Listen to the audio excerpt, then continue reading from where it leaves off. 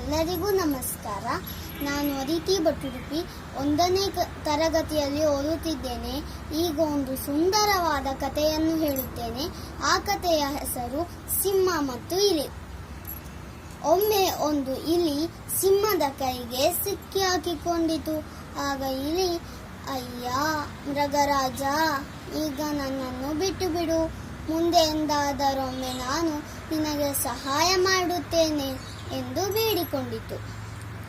ಸಿಂಹ ಹ ಹ ಹ ಹ ಎಂದು ಗಾಗರಿಸಿ ನಗುತ್ತಾ, ಚೋಟುದ್ದ ಇದ್ದೆ ನೀನು ನನಗೆ ಸಹಾಯ ಮಾಡುವುದೇ? ಎಂದಿಗೂ ಆಗದು ಎಂದಿತು.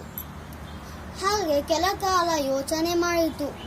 ಏನೆಂದರೆ, ಪಾಪ ಈ ಇಲಿಯನ್ನು ಬಿಟ್ಟು ಬಿಡೋಣ ಎಂದು ಎಣಿಸುತ್ತಾ ಇಲಿಯನ್ನು ಹೋಗು ಬದುಕಿಕೋ ಎಂದು ಬಿಟ್ಟಿತು.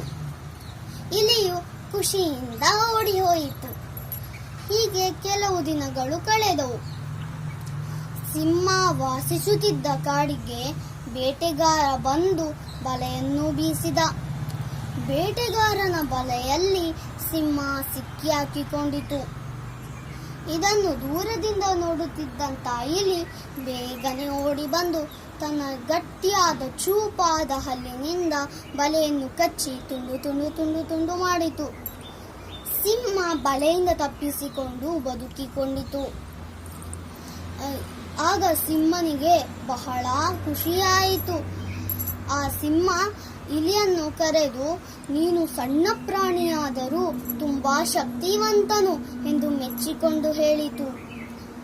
ಆಗ ನಾವಿಬ್ಬರೂ ಇಂದಿನಿಂದ ಸ್ನೇಹಿತರಾಗೋಣ ಎಂದಿತು. ಹಾಗೆ ಅಂದಿನಿಂದ ಇಬ್ಬರು ಆಪ್ತ ಸ್ನೇಹಿತರಾದರು. ಈ ಕಥೆಯಿಂದ ನಮಗೆ ತಿಳಿದು ಬರುವಂತ ನೀತಿ ಏನೆಂದರೆ, ಆಪತ್ತಿಗಾದವನೇ ನಿಜವಾದ ಸ್ನೇಹಿತ. ಧನ್ಯವಾದಗಳು.